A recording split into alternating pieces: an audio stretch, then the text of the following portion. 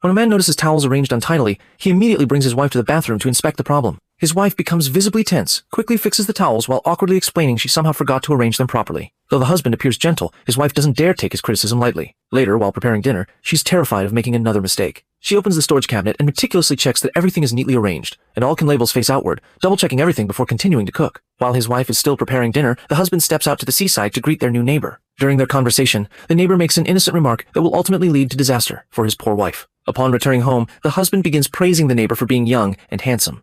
His wife immediately senses trouble and tries to avoid her husband while pretending not to care. But he becomes increasingly inappropriate, suspecting that when she's home alone, the neighbor must have visited their house. Even though she immediately denies his accusations, the husband persists relentlessly.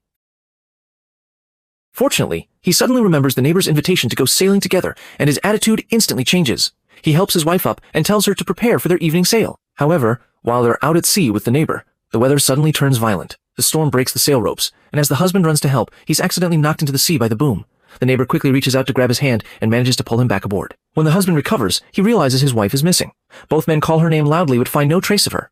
They contact the Coast Guard to search the surrounding waters, but they only find her life jacket. What the husband doesn't know is that his wife, whom he always believed couldn't swim, has quietly returned home. She retrieves a package hidden in the ceiling containing money and supplies she had prepared for her escape. She quickly changes clothes, cuts off her long hair, puts on a wig, wipes away any traces, and flees on a bus. After searching the entire area, the husband believes his wife has drowned and holds a funeral for her, until one day he receives a call from his wife's swimming instructor.